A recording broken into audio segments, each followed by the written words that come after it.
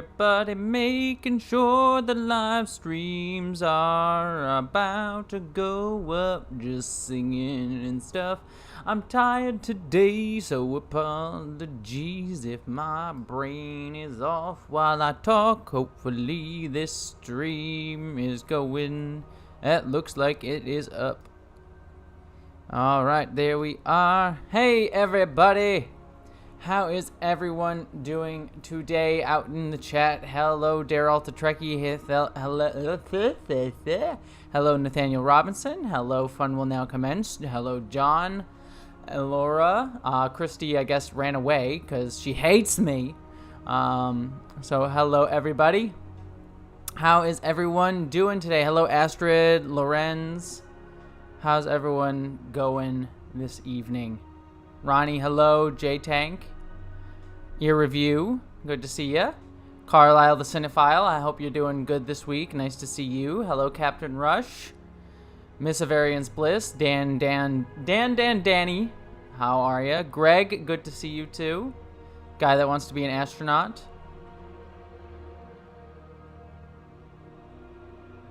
Hope everyone's doing good. Hello, Seal. It's good to see you. Aaron. Lilith Fair. I'm doing good. I'm a bit tired today. Thanks for asking, Daryl the Trekkie. I'm a bit tired today. Just for some reason, I say I'm tired and I start yawning as soon as I say that, of course.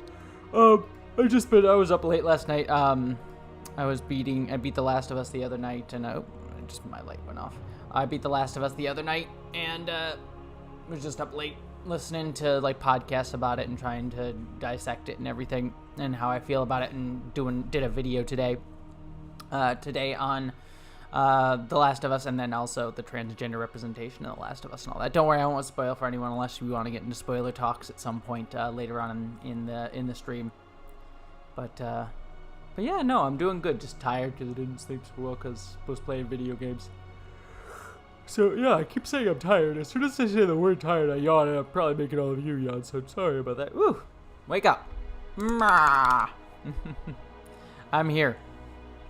Oh, it's my son's birthday weekend. Everyone is full of mirth. That's great. Or birthday week, I should say. Well, happy birthday to your son, Nathaniel. That's good to see. Yep, Jetsia always hanging out creepily in the background as always. She's just being the loving creeper. So, Jetsia is a very good creeper. So. Yeah, I shot the video already today, and it's an interesting talk. I mean, I won't go into too deep, and I don't want to get into spoilers. But my thoughts on the trans representation in The Last of Us CM is that it's complicated. Without getting too specific, it's like I don't hate it, but I don't think it's perfect. But I don't hate it overall. So. Oh well, thank you very much, Lilith. I really appreciate that. Thank you so much. You are beautiful. I thank you so much. So, let's see. Oh, hey, Council. Yeah, yeah. Nice to see you. Yeah, she did move from last time. I didn't move her. She's moving all on her own. So, just hopefully things will be good. If you start seeing her move in the background of the shot, let me know. So we'll see. She's gonna get me. Yeah, Jetsi is keeping a good 6 feet social distance. That's about 6 feet right there. Yeah. So yeah, it's doing good. Yeah, I like both Jetsia and Ezri.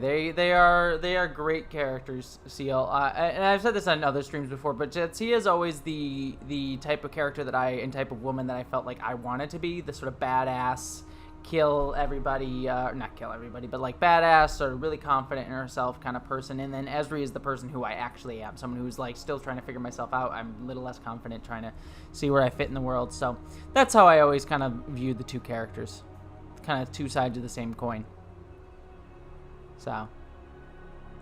So yeah, well, one thing I do want to talk about, if I may direct the conversation a little bit, is I'm very excited we finally got our date for the next Star Trek show. In case any of you hadn't heard, we officially got our date for Star Trek Lower Decks today, which was a nice way to wake up, nice thing to wake up to. The next Star Trek show, Lower Decks, is going to premiere on August 6th, and we're going to get a 10-episode season. Gonna tide us over till we finally get Star Trek Discovery Season 3. But I'm actually very, very excited for Lower Decks. I cannot tell you how pumped I am for that show. So I am so excited that it's coming very soon, and then I actually could start cranking out the Star Trek reviews again. I always love doing the Star Trek reviews, and so I'm kind of been sad that I haven't been able to get to it. Yeah, August 6th, 2020, Daralta. So like just a little over a month away from new Star Trek. So we don't actually have much. Oops, sorry, bumped the mic there. We don't have to wait too much longer for new Trek. So should be fun. No word on Strange New Worlds yet. My assumption is they probably haven't even started filming that yet. For Star Trek Lower Decks, just because they just, I'm sure they were gearing up to film, but then obviously probably the pandemic hit and caused everything to finish up. So no, so Kazuki says, so is Lower Decks just a bunch of red shirts going, what are these morons on the bridge doing anyways? Basically, actually, that's basically what the pitch of it sounds like. The way they described it is there is a bridge crew, and then our main characters are 4 ensigns, and then there is a bridge crew, and the way they describe the characters of the bridge crew is they do not know that they are not the stars of the show, which is kind of a funny. It sounds like Lower Decks is going to be a half-an-hour show, I would presume. I mean, it's made by the same people who did, Justin Roiland, I believe, is the one in charge of it, I believe. Same person who did Rick and Morty, as well as, what was the one that just came out like about a month ago that I actually really quite enjoyed? With like the alien family. It was very similar to Rick and Morty. I can't remember. Solar Opposites, that's what it was. I really liked Solar Opposites. I actually thought Solar Opposites was a very solid show. It wasn't as good as Rick and Morty at its height, but I thought Solar Opposites definitely has some stuff in there. So Lower Decks is a show done by Steve Shives. Yes, they stole it from Steve. So Steve should probably go sue them for taking their name. Yeah, it's an animated show. Actually, you should counsel if you should look up images of it. I actually think it looks really cool. There's a character. I can already tell there's a green ensign character who has like a half-shaved head. I can already tell that the green alien character, the main character, is going to probably be my favorite character on the show just by looks alone. I think she's going to be my personal favorite. But yeah, Lower Decks is going to be a fully animated 30-minute show that they say is in canon, that it will be comedic or more comedic leaning, but it's not comedic to the point of like Rick and Morty where it's ridiculous, like over the top. They say it's going to be comedic but still fit in within canon of Star Trek. So no one's going to be like ridiculously incompetent, and no one's going to be stupid and things like that. They're going to be feel like real characters, just with a more comedic bent to it. So I think that's probably the best way to do it. Yeah, like I agree, Daryl Trekkie. I hope it'll differentiate itself from the Orville. Because the Orville has gotten better about this, especially in season 2, but especially in season 1, it never really felt like, oh yeah, these are actually competent people that could competently do this job. It got a little bit better in season 2, but I think it'll be a little bit crazier than the Orville. I mean, what I like about Rick and Morty, one of the things I really like about Rick and Morty and Solar Opposites that I hope they bring to Lower Decks is that the concepts in the show, like the crazy science fiction stuff concepts that they get to do are really interesting and intriguing. So I think they have an opportunity with Lower Decks to really, because it's animated, they can do some really crazy, weird stuff. Kind of like what they did with Star Trek, the animated series back in the day. They actually were able to do some cool stuff with the animated series that they weren't able to do on the show, including have a 40-foot tall Spock, which is a thing that is technically canon. There is a planet somewhere out there, technically, where there's a 40-foot tall clone of Spock that it still exists, presumably. It's out there in the world of canon, So yeah. Yeah, I'm surprised too, Corey, that there hasn't been an alien captain in the main cast of a Star Trek show. I totally agree. In fact, I really hope that we get Saru being captain in Star Trek Discovery Season 3, not just because I like Saru, but then we also get an alien captain, because I'm surprised that we haven't gotten that. We haven't gotten that in quite a while. Well, thank you for joining us, Fada. I'm sorry to see you go, but... Ooh, Mask of the Phantasm is on Netflix, says Aaron. Aaron, oh my god. Owen, I'm sorry. You keep telling me that, and I keep showing up. At least I remember this time. Mask of the Phantasm. Ooh, I might need to rewatch that. Mask of the Phantasm is a great Batman the Animated Series movie. I adore that movie. Not my favorite DC animated movie. I probably still have to give that to Suicide, like Batman Assault on Arkham. Might be my favorite DC animated movie, but it's definitely up there. So, it does make me wonder about the systemic speciesism in the Federation. There's definitely some human privilege going on within the Federation, and Starfleet in particular. Definitely some human privilege. If I could say words that talk and stuff. Yeah, a guy that wants to be an astronaut. I wonder if there'll be any news on the Nickelodeon Trek show. Yeah, I haven't really heard much. We haven't heard anything about that. There was like a kind of leak that the title of it was going to be Star Trek Prodigy, which I think is a decent title for it. Star Trek Prodigy, I think, is a solid title for a Star Trek show. And yeah, I'm actually weirdly excited for the Nickelodeon show. I know it's not my age group. I know it's meant for much younger people than me. But I don't know. I always kind of like that kind of type of show, like like Star Wars, the Clone Wars, Rebels sort of thing. So I'm very excited for the Nickelodeon show. And my dream one day would be to voice a red shirt on the Nickelodeon show. If I could voice a red shirt on the Nickelodeon show, I'd be very, very happy.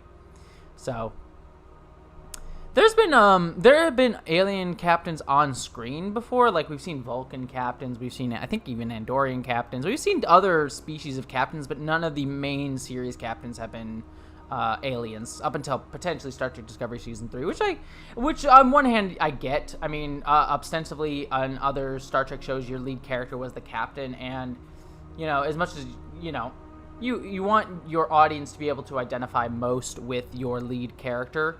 And so having the lead character be a human just makes sense because, we are humans and we tend to identify with humans more. That's not to say you couldn't do it, but I understand the impetus by the writers and creators to make them humans. It's just kind of one of those interesting missed opportunities that would be kind of fun. Yeah, I mean, being a red shirt live action would be kind of fun, but I don't know. I always like doing voice acting. I want to do more voice acting, so I'll be like, let me be an alien. I don't know. I'm not gonna do. I'm too tired to do a voice today. What do you think will happen in Star Trek Discovery Season 3? I don't know. I mean, I've already talked about this in numerous other videos, but they're gonna go to Trill. There's gonna be a transgender and/or a non-binary character in the season. Clearly the Federation is different than it was, but it's kind of, we don't really have enough touchstones of what's going to happen in Discovery Season 3 for me to really kind of, I need a little bit more to be able to have like an idea of where it's going to go. Like once I see the season premiere or the second episode, I could probably have a theory for how the rest of the series is going to go. Should we resurrect Leonard Nimoy with CGI? Gosh, no. I like recasting characters. I've never really been a fan. To be honest, I've never super been a fan of like CGI recreations of real people, especially if those real people are dead, like they did in Star Wars, or Rogue One, a Star Wars story, both with Carrie Fisher, who was still alive at the time, but they recreated her, and then Grand Moff Tarkin. I've never been a fan of that. It always just creeps me out and is a weird Uncanny Valley things. And I know they've done it a few other times here and there. I don't mind it if it's used very subtly and sparingly and makes perfect sense for the story. Like, I think the one time that I can just instantly recall off the top of my head where they sort of have a CGI, the only time I've seen like a CGI recreation of a character that I thought made sense and worked for me was in Blade Runner 2049, where they, I forget the character's name, but the girl from the original Blade Runner, they have a quick scene where they have her walk in and she's a replicant, and she looks just like like she was when she was in the original movie, much younger, same age and everything, and that made sense to the story because it was showing like, oh, she's a replicant. And just reminding you of that. And they also hid her in darkness, so it was very easy to hide the fact that she wasn't like really a real person. She was just like a CGI recreation on like a mocapped person. And it was also used very sparingly. Like, she was only in it for like 2 or 3 minutes. So all three of those factors combined for making that work for me. But if you're doing something like Rogue One, where you're having like Grand Moff Tarkin be a main character in the story, it's creepy and weird. And I'd rather you just recast the character. I mean, that's what for me, like, that's what acting is about. I mean, we see this. I mean, look at plays. I mean, look at Shakespeare's plays or things like that. We have characters that exist in things. We recast them all the time. I honestly, if an actor is still alive and is at the right age for the story that the people want to tell, I mean, obviously bring the actor back. I mean, look at Patrick Stewart for Star Trek Picard. That makes sense. But in terms of like recast, I just say recast. I mean, Ethan Peck's Spock, I think, is a great recast of that character. So yeah, I think that's my sort of thoughts on that. So yeah. As long as J.J. Abrams can never touch a sci-fi franchise again. Oh, I don't hate J.J. Abrams. I think my thoughts on J.J. Abrams are... I mean, I loved him when he started Lost, and I've liked a few things he's done. I think J.J. is great at rebooting things, like bringing it... Like, I think Force Awakens and 2009 Star Trek are actually really solid, great movies. But I think beyond being able to take older properties that he... I think his ability really is in taking older properties and like updating them visually for today and like giving them some like a visual and resonance with modern audiences. But then beyond that, I don't really think J.J. Abrams has much to say as an artist other than like, oh, these things that I like can still be relevant today. Which is fine. That's a fine thing to say. I mean, I don't disagree with that statement. I just think generally most of his movies beyond that, if you ask him to make a movie or an idea beyond like that idea, I don't think he has much more to say. And yeah, I agree with you, Counsel. Like, Carlton Cuse and Damon Lindelof on Lost have both gone on to make, who are JJ's co-creators, have both gone on to make great things. Carlton Cuse, Carlton Cuse is working on something right now. Oh, he's working on Lock and Key, which I think is a solid show, and then Damon Lindelof just made Watchmen, which is freaking phenomenal. So, I definitely think a lot of the credit for a lot of J.J. Abrams' TV shows goes to his co-creators. But yeah, I think J.J. is great at starting things, but then when he tries to move beyond that and tries to have something more concrete to say, I just don't think he has anything else to say, which is sad. But I think he's solid. And Fringe. Oh, yes, thank you, Christy. I forgot about that. Fringe is freaking phenomenal. Again, I don't think he was on that for very long either. I think he was only on Fringe, he was probably a producer on it the entire time the show was going on, so I'm probably sure he stepped in and had some things here and there to say on it, but I think he was only really there at the top of Fringe. But Fringe, oh my gosh. That's a show I really need to go back and rewatch. I probably need to do a rewatch of Fringe at some point. That show is so good. I freaking love Fringe so much.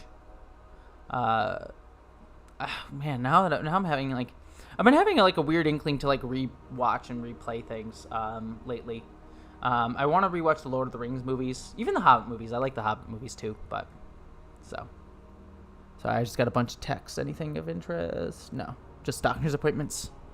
Yeah, I learned I had a doctor appointment that I was supposed to go to tomorrow. It turns out one of my doctors caught COVID, unfortunately, so that's a sad thing. Apparently they're fine, but it does mean that the doctor's office has to shut down, so apparently they had COVID for a while. So I was supposed to have an appointment last week, but I had to cancel it and move it, so I kind of lucked out there, unfortunately. But yeah, so... Yeah, sorry to get depressing there, but yeah, that's just something that recently happened, so I had to reschedule my doctor's appointment there. But on the bright side, apparently the person who did contract it at my doctor's office is doing okay. They're not deathly sick or anything. They just contracted it and are getting through it as best they can. So the only Hobbit movie is the Raskin Bass animated version, Council. Oh my gosh, I love that movie. I was about to say the greatest adventure is what lies ahead.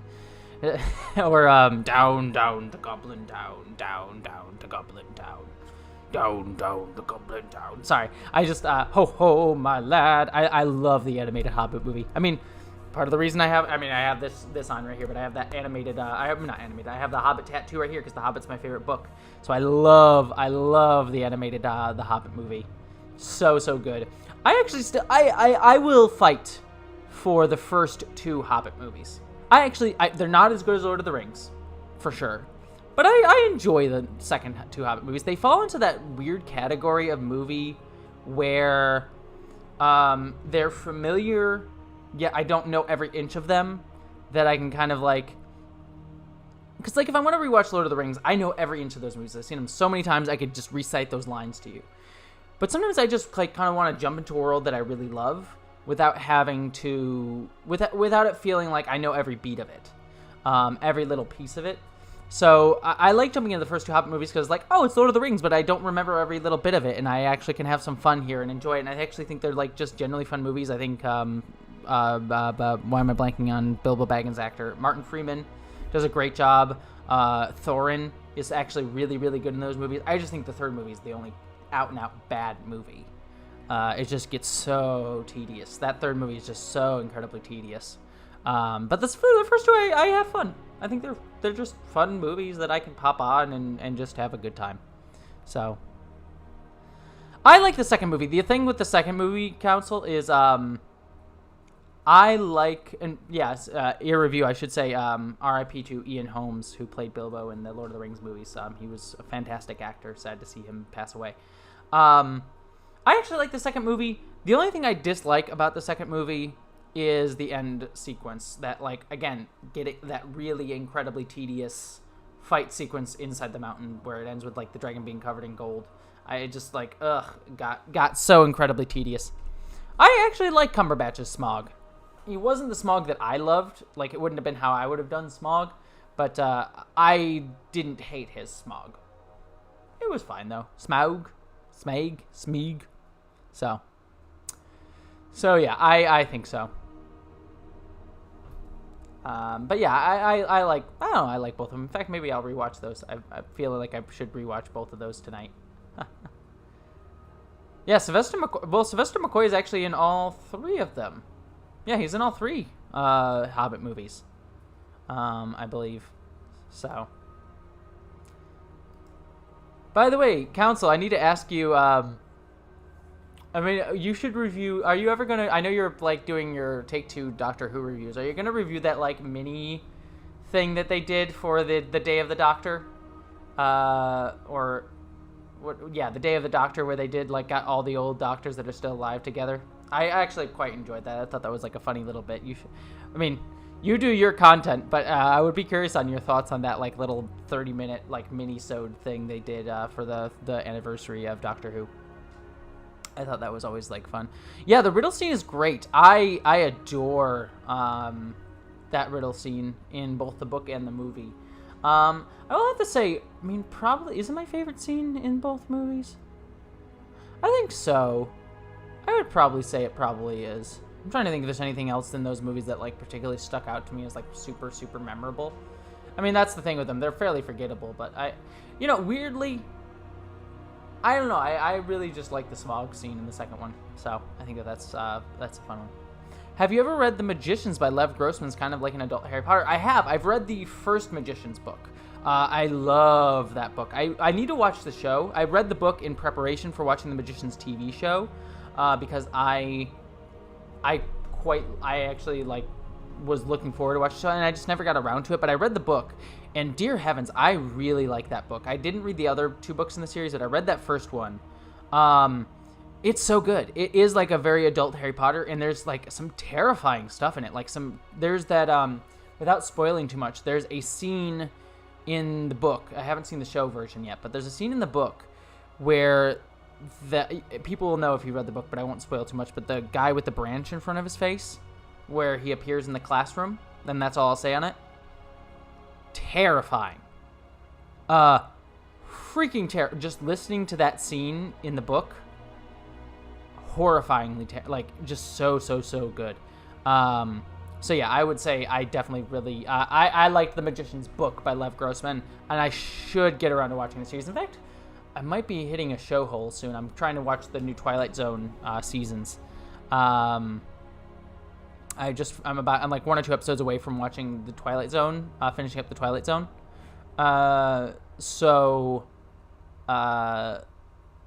Once I finish that, maybe I'll start The Magicians, because I have been looking for a new show to like dive into. That actually might not be a bad idea. Thank you for reminding me of that. Thinking of authors, have you read any Garth Nix? I forget if I asked this before. I don't think you have asked me about Garth Nix, Seal, but I have. I haven't read all of his books, but the books that I have read that I love his Abhorsen trilogy. I think they're technically called the Old Kingdom books. There's, 5 books in this series? There's Sabriel, let's see if I can remember. Sabriel, Lariel, I think it's one that's just called Abhorsen, right? I forget. They're all great. And thank you, Nathaniel. I'm so sorry. Someone else gave a super chat earlier that I didn't even call out, and I apologize for that. Where was that? Farpoint Station. Sorry, you gave me just ate a bowl of spicy fart beans. Heal me, JG. Thanks for that, Farpoint Station. I'm glad I went back and found that. Sorry, I missed, thank you for that earlier. And thank you, Nathaniel Robinson, for your super chat. But thank you, there's not much I can do to help you, Farpoint Station. If that's what you got going on, hopefully I can entertain you while you're dealing with that. But thank you so much, both of you. I appreciate that. But yes, thank you, Seal. I've read Golden Hand too. I think that all of them are really good. The only one I was a bit disappointed in was Golden Hand, mostly because the problem with Golden Hand is it's just too short. It felt like such a quick, like, perfunctory book of like, oh, okay, I guess this is just gonna happen. And I liked the story quite a bit of Golden Hand, but it just felt like it was really just quick in and out and done. I felt like it could have been like 2 books and it would have been very interesting. But the thing about the Abhorsen books, the Old Kingdom books, they're so beautifully written. The way Garth Nix describes death in those books, like the actual land of death, as this stream with these like wall curtain, like these gates that you go through, and each gate, it's just so eerie yet weirdly beautiful. And I oh my gosh, that's a book series that if I got to, like, someone came to me and said, you want to write, if you could direct a book series that has not been made yet or done yet, I would probably go with the Abhorsen book series, because they're scary, they're terrifying, they have so many interesting ideas in them, like the different kingdoms where time functions differently. If you're in one kingdom, a week will go by, but in the other kingdom it'll be like 2 days. That's so cool. And then the necromancy, like creepy, I forget what they're called in the book, but basically zombie necromancy things, terrifying. Great books. I highly recommend it. Everyone keeps telling me about the Librarians. I should just watch the Librarians. I've heard so much about it, and I've been kind of looking for a good Indiana Jones type show, but I've never gotten around to watching them, so I should watch that. Have you read the Neil Gaiman Sandman books? And are you excited for the Netflix adaptation? Yes and yes. Actually, a few things with that. So the Neil Gaiman Sandman books, probably my favorite comic book series. Second favorite. Lock and Key, the comic book series Lock and Key, probably would my number one comic book series. But my second favorite would probably definitely be the Sandman. Fantastic comic series. When it comes to the Netflix adaptation, but I'm kind of hesitant. Mainly because I was just talking about Lock and Key. They did a Lock and Key adaptation of a Netflix adaptation of Lock and Key, and while I did not hate the Lock and Key adaptation on Netflix, I didn't love it either. It felt very Sabrina, the Wicked Adventures of Sabrina, or like a very like higher budget but still kind of CW show. And not that I hate CW shows, but they don't necessarily transcend anything for me. And Lock and Key just felt very flat to me. And that was sad because the comic books were very scary, dark, creepy, had this very interesting vibe to them. It was written by Joe Hill, Stephen King's son. So it was just, the comics have such a unique tone and vibe and creepiness to them that I really loved. And the show just felt very like CW teen drama. And I'm like, it's not bad. I don't hate it. It just doesn't feel really unique. It just feels very standard. That's what Carlton Cuse was working on from Lost, speaking of which. So I don't hate the Lock and Key adaptation on Netflix, but I was just never in love with it. And because of that, I am very hesitant on the Sandman Netflix show. The problem I have with Netflix in general is just all of that. 90% of their shows feel very flat. you know, feel very standard and perfunctory, and like they just churn them out, and they're not bad, but they don't really transcend anything for me. I think the only two shows that immediately pop into my mind, I'm sure there are more that I could think of, but the only two Netflix shows that immediately pop in my mind of in the sci-fi genre that are really like, oh, those feel unique are The Witcher.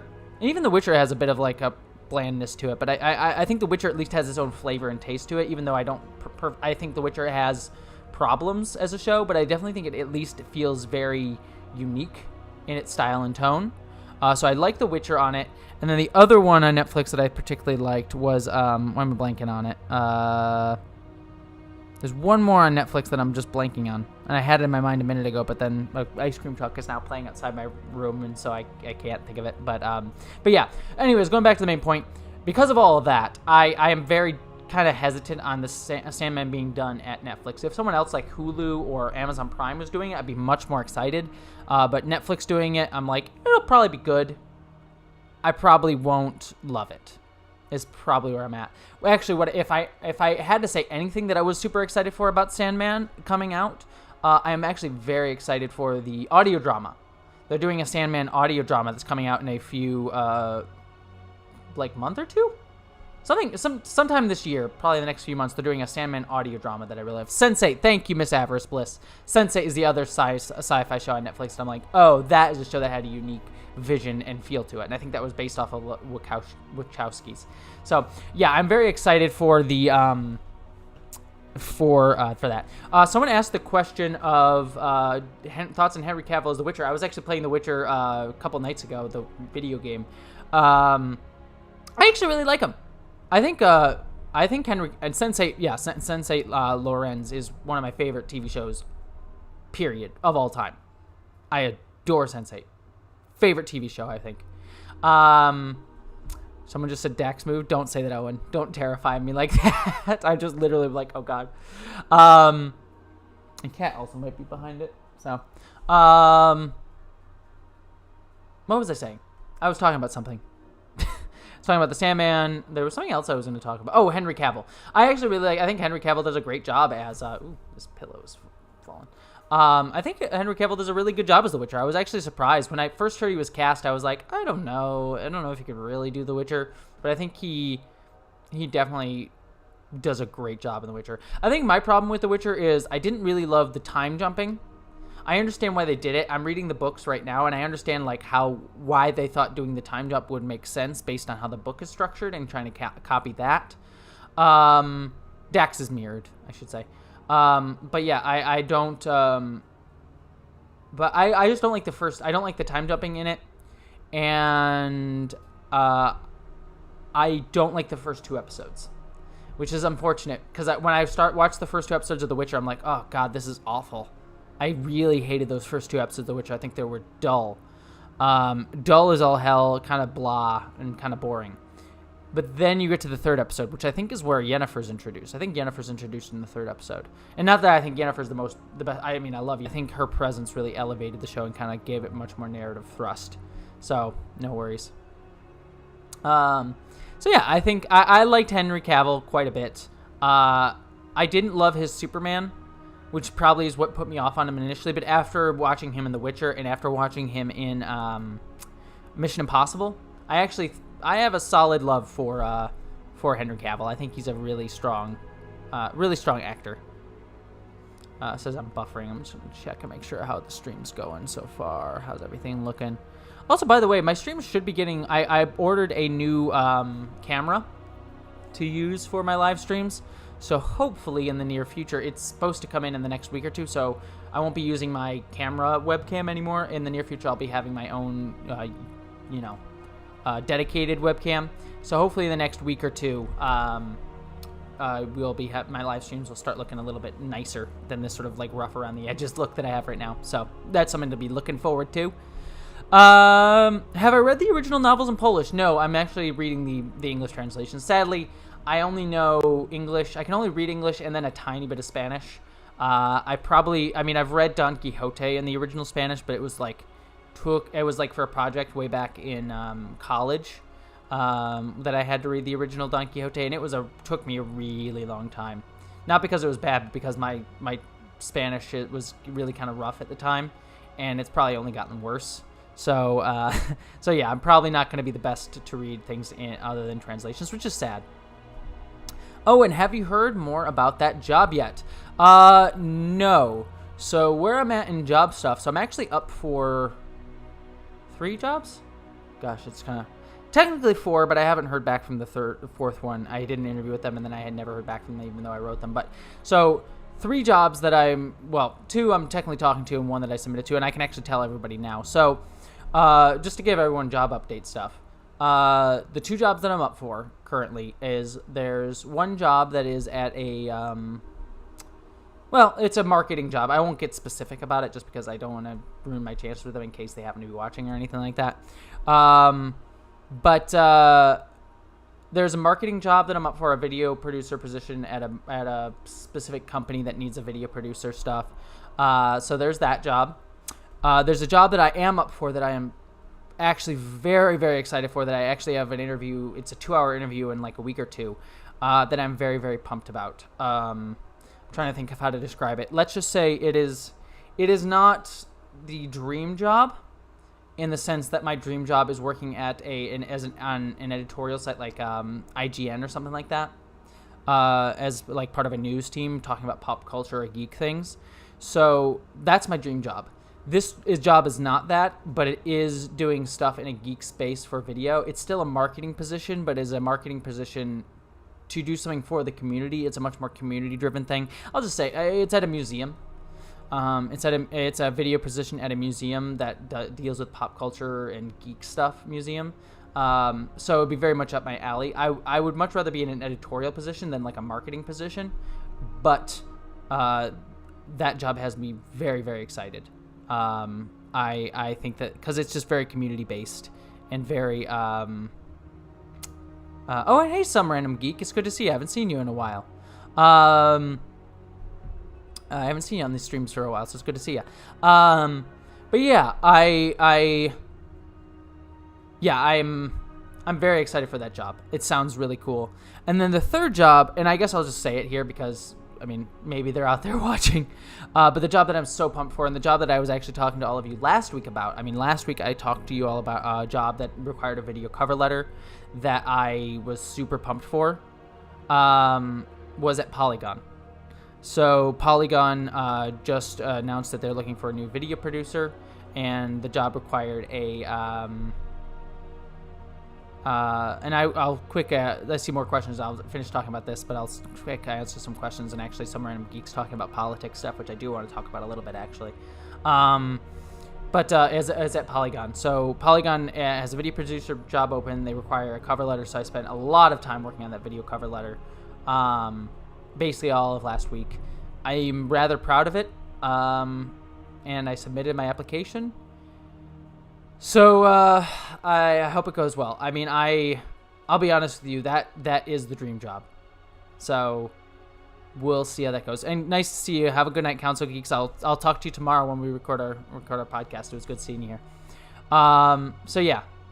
Anyways, and yeah, Chris, you read my script. So the script changed a little bit since you read it, but I think it's generally kept the same bones of it. So yeah, I'm looking forward to. I really, honest to God, if I even heard back from Polygon, if I submitted the application, and if I even get them calling back, it's like, hey, would you like an interview? And even if I don't get the job after that, if I just get that interview, I probably will cry. Like, I legitimately, if I ever see that email, I will probably break down and cry when I see that email, if I see it. So I'm just, fingers crossed. We'll see how it all works out. But yeah, long story short, let me talk about my job stuff. Long story short, I am very lucky that, while I don't have a full-time job right now, I am very lucky in the sense that I have options coming up. So there's no guarantees on anything, but I'm luckier than most, and I am very well aware of that. So that's all I'll say. Okay, sorry. I kind of been ignoring the chat a little bit, just because I was ranting about my jobs, because I was just getting them off my own brain. But there were some things here that I wanted to address. 50 million unemployment claims filed for the USA with the recession that is coming and the spike cases. Yeah, that's definitely. Yep, and then I saw, the Seattle Chaz Chop is being reclaimed by the Seattle mayor and Seattle PD today, which is frustrating. I mean, it's one of those, like, you knew it was going to happen eventually, but it's just frustrating that the way that they are positioning is like, oh, it was so unruly and unlawful that we needed to reclaim it. It's just frustrating because you look at what was actually going on in the Chaz/Chop, whatever you want to call it. It wasn't perfect, but it definitely was more put together than the propaganda that people have been using to complain about it have made it sounded like. So yeah, it's one of those, like, yeah, I mean, it was never going to last forever as much as we would have liked to. So it's frustrating, but I'm frustrated by the propaganda use of it, essentially, just like making it seem like this lawless Last of Us Part 2 kind of world, when really it was just like a bunch of people having a festival and then also talking about racial justice related issues, with obviously there was some violence and things that happened in there. I won't say there wasn't, but compared to the rest of Seattle, I don't think it was probably all that different, if not better, to be honest, but what are you going to do? And John, I just saw that you're getting furloughed. I'm sorry about that. That sucks. You'll get through. Well, like I said, I'm still here. Same thing happened to me, so I'm still here. We'll be here. So I'm sorry that you're going to be going through that. So my heart goes out to you, John. Hey, Jesse, I'm feeling a bit under the weather today, but it's all fine. I'd like to know your feelings on Star Trek Lower Decks, which is going to be released in August. Yeah, we talked about it actually early in the stream, if you jump earlier in the stream, but I'm very excited for it. Long story short, without repeating myself on the stream already, I'm very, very, very excited for Lower Decks. Honestly, I'm honestly really excited for it because it's going to be one of the first Star Trek shows that's really going to break the mold of Star Trek in a way that no other Star Trek show really has yet, like doing an animated, more comedic style Star Trek show. I'm really fascinated to see how they take that, so I'm very pumped for it. So, Dear Alta, if TBT, I don't know what that is, would make a Star Trek New Frontier show, who would you cast as the crew? Ooh. Good question. I mean, obviously, we already know who Shelby would be. We have the same actors from Best of Both Worlds. I need to remember all of the cast from the New Frontier. I think the only one that, like, immediately... It's been a while since I've read those books, so I don't remember. I just remember Calhoun. I'm, like, trying to think, who would I love as Captain Calhoun? I'm, like, going to look at some actors. This is kind of fun. The powers that be. Gotcha. Thank ya. I'm trying to think who would be a good actor for. I'm always bad at this because I can never remember actors like super well off the top of my head. I'm terrible at casting things. Who would I pick as Captain Calhoun? It's kind of a fun question to ask. I don't even know. Yeah, I'm terrible at that. Sorry about that. And thank you, some random. Yeah, Thought Slime's video on the Chaz is a really, really good video. Yeah, I'm terrible at casting things just because for some reason, I just can never think of it. Oh, two good questions here. Shane Thomas, and one from Cuba, one from Shane. I want to answer both of these because these are kind of fun. Which Star Trek do you prefer, serialized or episodic? Ooh, very good question. I don't really have a preference. I mean, honestly, I'm fine with whatever the creators of the show want to give me and what story they want to tell. I think if I had to, like, pick one, I actually kind of like the hybrid approach, the best of Star Trek Deep Space Nine, where Deep Space Nine was a very serialized show, but I basically could jump in on any episode and get a complete full story here from beginning to end for the most part. There's some ongoing stuff and ongoing stories between episodes, but generally it is a very serialized show, but does have very episodic stuff to it. Whereas you look at something like Discovery, which I do like, and Picard, which I also do really like, but you can't. You can, but you can't really just jump into any episode of that show. You can't, like, just jump into an episode of Discovery and kind of get a full story because it's so connected to everything else going on. There are a few episodes here and there, like New Eden, for example, is a good example of a Discovery episode you can kind of just jump into. But for the most part, I think you have to, like, kind of jump between the two. So yeah, I think Deep Space Nine kind of perfected it in my mind. But I think that's going to be the thing. And oh, thank you very much, Caroline. I really appreciate it. Sorry I missed you last time and I just tuned in. Well, thank you so much for your generosity, and I'm so glad that you're here. So thank you so much. There was a question from Cubit that I wanted to answer. What was the question? Cubit, I'm trying to find it again, but what was your question? Cubit, what would your opinion on a Quentin Tarantino Star Trek movie? He did say a few times would be somewhat of a gory version of it. I know some people really disliked the idea of a Tarantino movie. I mean, I'm someone who, I was actually very excited about it.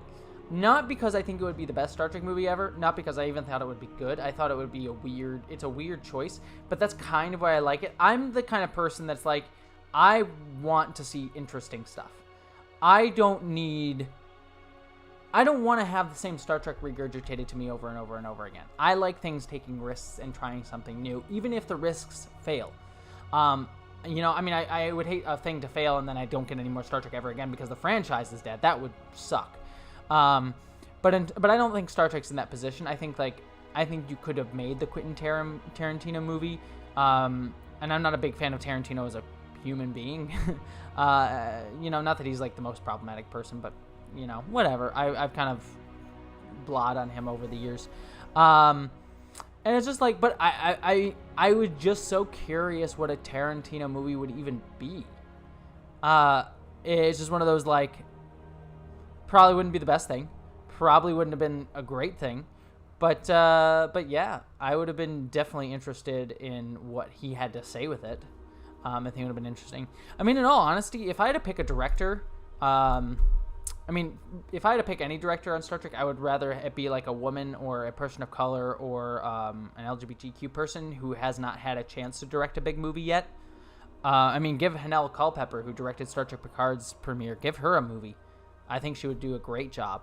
But if I had to pick someone big today that I would just randomly pick and I think would be a great director for a Star Trek movie, Taika Waititi would be great, but I think even his style is a bit weird for Star Trek, even though I love him.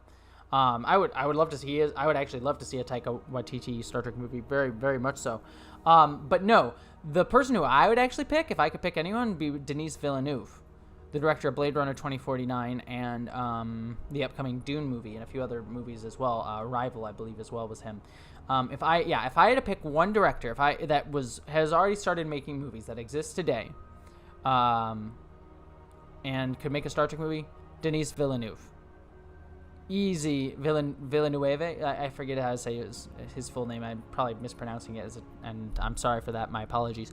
But yeah, I would adore a movie from him, a Star Trek movie from him. So I do think that would be a lot of fun.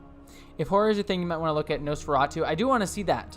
Both I want to read the book and watch the show, especially since Zachary Quinto is in the show. I haven't gotten a chance to watch it, but I am very, very excited about it.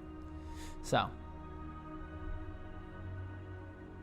just thinking if Thor Ragnarok is fully committed to craziness, which is exactly what Star Trek needs. Yes, but the other thing about Taika that I really, really like is if you look at something like Jojo Rabbit, he's able to take that zaniness and make it say something very meaningful. I mean, even look at Boy, one of his first movies, Boy, or even not Thor Ragnarok, the other one he did right before Thor Ragnarok.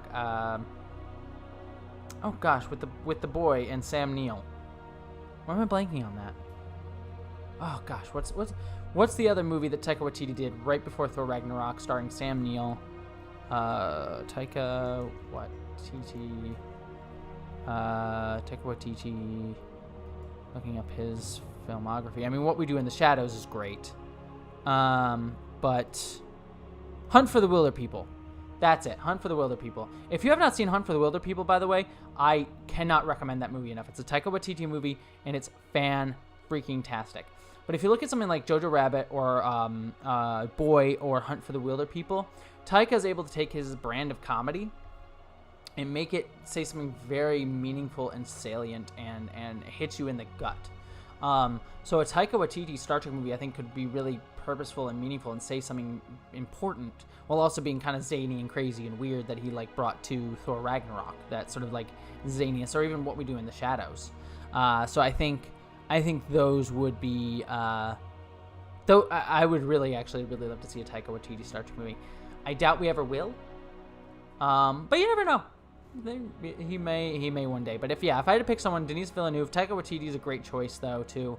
And if I could recommend any movie to anyone out there that is probably an underseen movie, Hunt for the Wilder People is a great Taika film that is criminally underseen and is absolutely fantastic, and I would highly recommend it. And Taika Waititi, someone just said, who just said Taika Waititi as Calhoun? That would actually he would be a great Calhoun.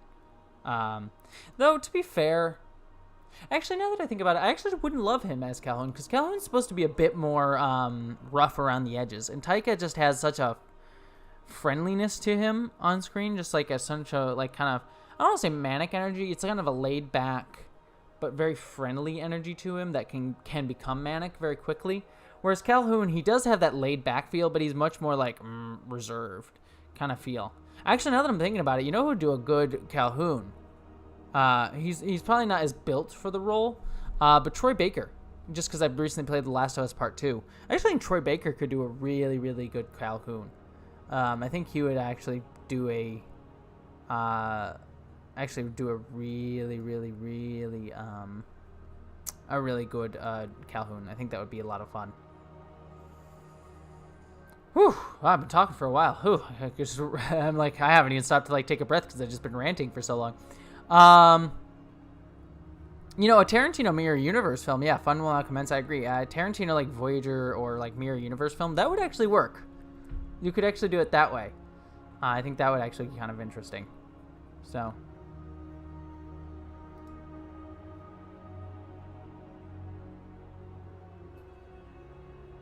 Talking about the Proud Boys harassing people in the Chaz and the Chop. Yeah, well, Proud Boys suck. Probably an understatement, but Proud Boys can kind of go to hell. So screw them. What would you think of the idea of a Star Trek NCIS crossover after all both franchises are Paramount? Maybe. Depends. I mean, they did a crossover between Bones and Family Guy.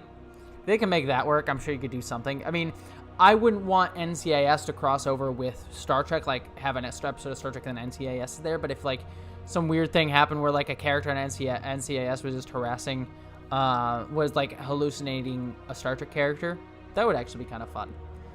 But yeah, I wouldn't want like NCIS to be like in the canon of Star Trek, but I wouldn't mind like a Star Trek character like being a hallucination on NCIS. That would work for me, but that would be the only way that I think you can make that work, and it would be so contrived that I don't even know why you would bother.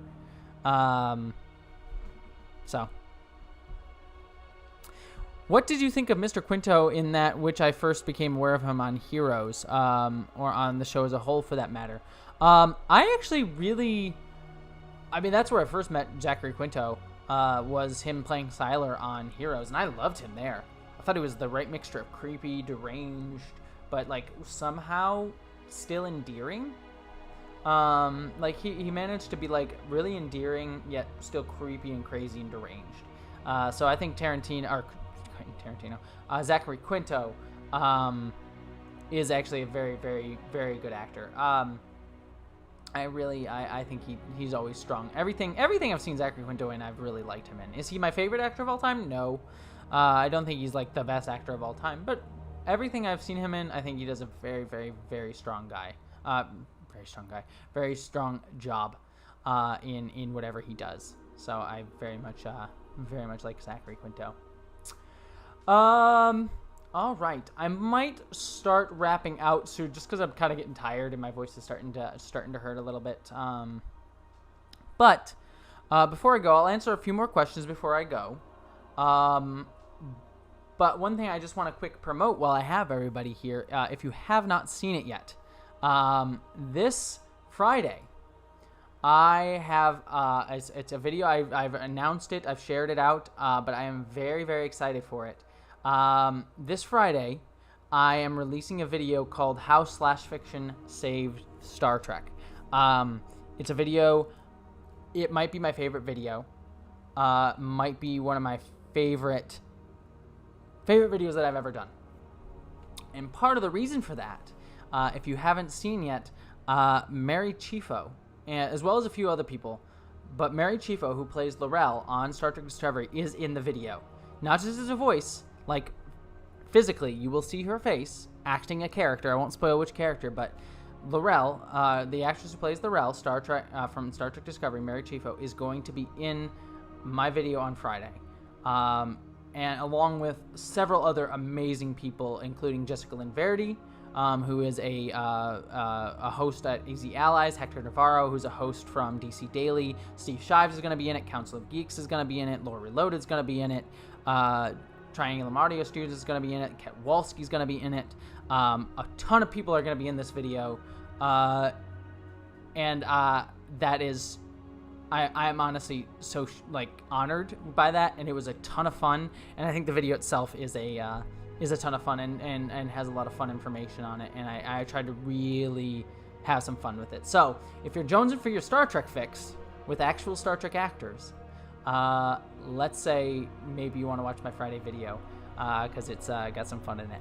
But yeah, so I'm very excited for that video. It's going to come out on Friday at 1 o'clock. Also, the video is doing a live premiere. The reason I'm announcing this beforehand is the video is going to have a live premiere at 1 o'clock. In that live premiere at 1 o'clock, I have asked, and they're currently planning to be there, all the people that are in it, including Mary Chieffo, Jessica Lynn Verdi, Steve Shives, Council of Geeks, Ket Walski. They're all planning to be in the chat for the video when it premieres at 1 o'clock. So if you want to hang out, watch a cool Star Trek video, and maybe talk with Mary Chieffo, myself, Steve Shives, Jessica Lynn Verdi, a bunch of other people, they will be in the chat, and you'll be able to interact with them at 1 o'clock Pacific Standard Time, Astrid. 1 o'clock Pacific Standard Time when that video releases on Friday. So Friday, 1 p.m. Pacific Standard Time. Please come out and hang out with us on that video. Should be a lot of fun. Should be a good time. So, oh, and thank you so much, Edward. I appreciate that. If flying saucers fly over Washington D.C., New York, and Los Angeles tomorrow, I will not flinch this year. Has set that standard for me. I agree. I 100% agree. But yeah, 1 p.m. Pacific Standard Time. Please do that. Please join us. It should be a lot of fun. It should be a good time. Okay. I will answer one last question before I wrap out, and I think we'll be done. Corey McGivney asks, what do you think Lorca's main universe counterpart is/was like? Well, you can actually find that out. There is a book that released with him called Star Trek. Oh gosh, there was 2 books that had it was like Drastic Measures Discovery books. It was actually my favorite Star Trek Discovery book. It was Drastic Measures, yeah.